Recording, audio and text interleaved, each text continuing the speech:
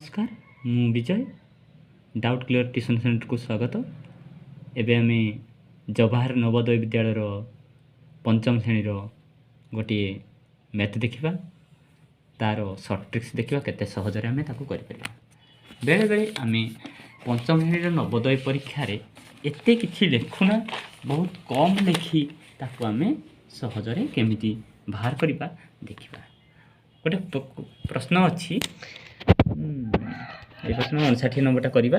गोटे आयत क्षेत्र परिसीमा 280 मीटर जदि दैर्घ्य और प्रस्थर अनुपात 4:3 हुए तेरे क्षेत्रफल डैश वर्गमीटर हम।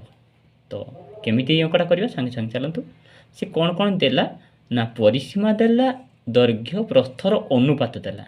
तो आम कौन कले लिखा दैर्घ्य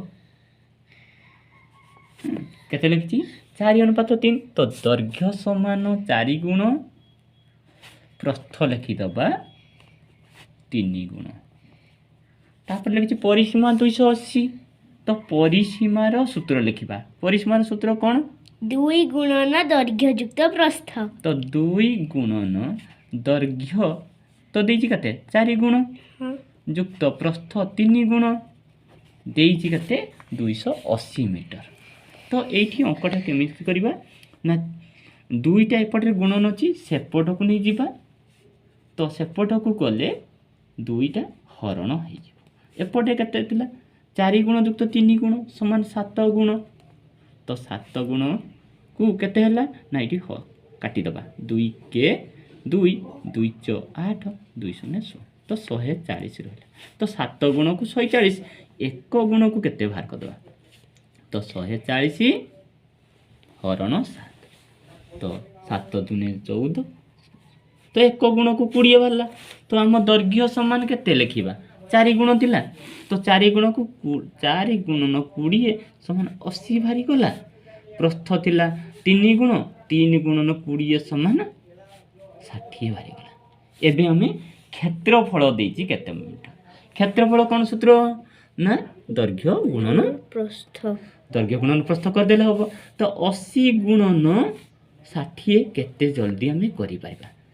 80 गुणन 800 करबा 848। तो दुईटी शून्य संगे संगे बसई देले एतिक वर्ग मीटर।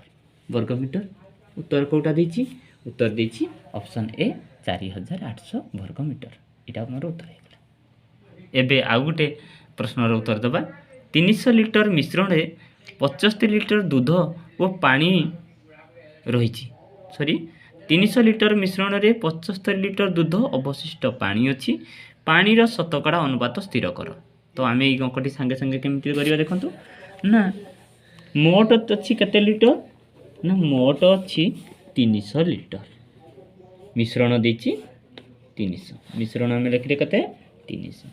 दूध देला केते सांगे सांगे बाहर कर दियो। दूध देला धरा जो 75 लिटर ताले हमर पानी अवशिष्ट पानी समान केते लिटर हम वियोग कर दबा ना सॉरी 75 लिटर दिखला 75 लिटर 10 रु 5 गले 5 9 रु 7 गले 2 2 के 250 पानी। तो पानी रो शतकड़ा अनुपात बाहर करते कुछ माने पानी माने मोट पानी विभक्त मोट मिश्रण गुणन 100 शतकड़ा कुछ माने गुणन 100 सब बेले करबो।